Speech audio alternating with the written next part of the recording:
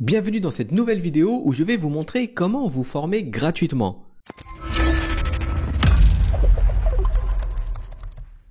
Le principal problème de se former tout seul en autodidacte, c'est que généralement on perd un temps fou à chercher les bonnes informations. Restez bien jusqu'à la fin de la vidéo car je vais vous montrer une méthode simple et rapide pour vous former dans n'importe quel métier.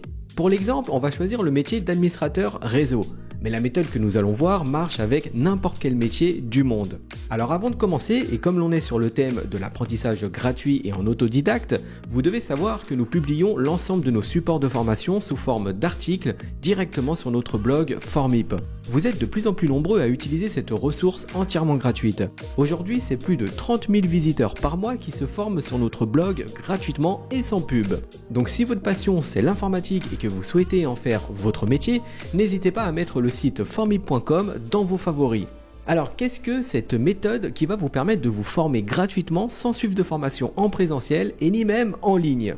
Eh bien il s'agit tout simplement d'utiliser l'intelligence artificielle pour vous aider à récupérer et trier les informations qui sont disponibles sur internet. Et oui, car le plus gros problème de l'autodidacte, c'est de passer des heures et des heures à fouiner sur internet pour récupérer les bonnes informations. Grâce à l'intelligence artificielle, vous n'aurez qu'à lui demander de vous expliquer tel ou tel concept et elle effectuera cette recherche ennuyante à votre place pour vous sortir seulement les informations dont vous avez réellement besoin. Et pour ça, rien de mieux que d'utiliser l'outil ChatGPT d'OpenAI. Vous en avez certainement déjà entendu parler dans les médias ou sur les réseaux sociaux. Pour commencer, il vous suffit de vous rendre sur le site d'OpenAI et de créer un compte gratuitement. Une fois que c'est fait, vous aurez alors ce type de fenêtre. Tout en bas, il s'agit de ce qu'on appelle le prompt. C'est ici que vous allez devoir être le plus précis pour poser une question. Plus vous serez précis et plus vous aurez une réponse pertinente. Donc nous, ce que l'on veut, c'est se former sur le métier d'administrateur réseau. Avant de commencer, il est important de récupérer le programme de formation. Pour ça, rien de mieux que d'utiliser le syllabus du programme officiel Cisco CCNA, qui est la certification de référence pour certifier ses compétences dans ce métier. Je vais donc simplement copier l'ensemble des chapitres et sous-chapitres du programme dans un fichier Word qui me servira de support de cours. Et oui, il est très important de créer vos propres notes si vous souhaitez apprendre de nouveaux concepts. Donc en fait, ce syllabus va vous permettre de savoir quoi demander à l'intelligence artificielle. Je commence donc par lui demander de m'expliquer simplement le rôle et la fonction des composants d'un réseau. Comme vous pouvez le voir, la réponse est très pertinente.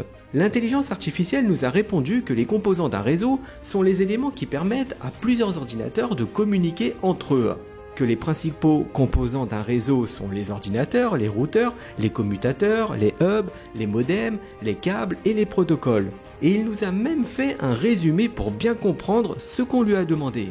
Alors maintenant, avec la réponse qu'il nous a donnée, j'aimerais bien avoir plus de détails sur les commutateurs et les hubs, que je trouve très similaires. Je vais donc lui demander de m'expliquer simplement ce qu'est la différence entre un commutateur et un hub. Comme vous pouvez le voir, il est rentré plus en détail pour ces deux équipements qui nous permettent de comprendre clairement ce qu'est la différence. En gros, si un ordinateur souhaite parler à un autre, alors qu'ils sont tous les deux raccordés à un hub, eh bien les données seront envoyées à tous les autres ordinateurs de ce même équipement. Alors que sur un switch, les données ne seront envoyées qu'au destinataire. On nous dit bien que comparé à un hub, le switch permet d'améliorer les performances du réseau. Passons maintenant à la suite de notre programme qui concerne les routeurs. Je vais demander à ChatGPT de m'expliquer simplement quel est le rôle d'un routeur. Il nous répond que le routeur est un dispositif réseau qui permet de diriger les données entre différents réseaux ou ordinateurs, qu'il joue un rôle de passerelle entre différents réseaux et qui permet de connecter des ordinateurs à Internet ou bien à d'autres réseaux privés. Du coup, je copie ces informations et je les colle aussi dans mon propre support de formation. En voyant cette réponse, si une personne commence tout juste à se former au monde merveilleux des réseaux, elle pourrait se demander ce qu'est la différence entre un routeur et un switch. On va donc tout de suite demander ça à notre ami ChatGPT. On peut voir qu'il nous explique que le switch est un équipement de couche 2 qui travaille avec les adresses MAC, tandis que le routeur est un dispositif de couche 3 qui bosse avec les adresses IP. En gros, le switch permet de communiquer avec des équipements du même réseau, tandis que le routeur permet de communiquer avec des équipements d'un autre réseau. Comme vous pouvez le voir, il suffit simplement de poser les bonnes questions et vous pourrez rapidement vous constituer votre propre support de formation. Grâce à cette méthode, vous devenez actif dans votre apprentissage, ce qui vous permet d'avoir un fort taux de rétention d'informations. Et oui, si vous regardez attentivement cette pyramide de l'apprentissage, vous pouvez voir que l'on retient généralement 10% de ce que l'on lit, 20% de ce que l'on entend, 30% de ce que l'on voit, 50% de ce que l'on voit et entend, 70% de ce que l'on dit et écrit et 90% de ce que l'on fait. C'est pourquoi il est important d'écrire avec vos propres mots ce que vous dira l'intelligence artificielle pour avoir au moins 70% de taux de rétention sur ce que vous apprenez. Et si vous souhaitez monter d'un niveau, eh bien il suffit de vous mettre dans la peau d'un formateur et d'essayer d'enseigner ce que vous avez appris. Dans ce cas, vous aurez un taux de rétention maximum de 90%. Il est très important dans votre apprentissage d'être actif et non pas passif. C'est pour cette raison que vous devez absolument prendre des notes de tous les concepts que vous apprenez. L'idée est de vous construire un deuxième cerveau avec vos propres notes.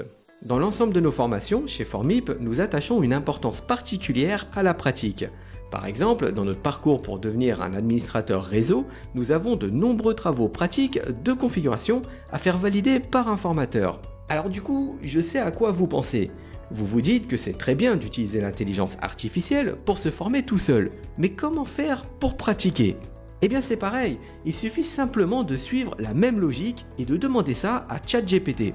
Par exemple, après avoir créé votre propre support de cours sur les bases fondamentales du réseau, vous n'avez qu'à demander à ChatGPT de vous créer un exercice pratique. Comme vous pouvez le voir, il vous propose de mettre en réseau 2 ordinateurs afin de réussir à les faire pinguer entre eux. Cet exercice pratique que l'intelligence artificielle vient de créer pour vous, vous permettra de comprendre les bases fondamentales de la connectivité réseau, et cela en utilisant des adresses IP et des masques de ce réseau. Et c'est la fin de cette vidéo sur l'apprentissage en autodidacte. Une fois que vous avez récupéré toutes les infos dont vous aviez besoin, n'hésitez pas à ajouter des images dans votre document pour le rendre plus agréable à lire.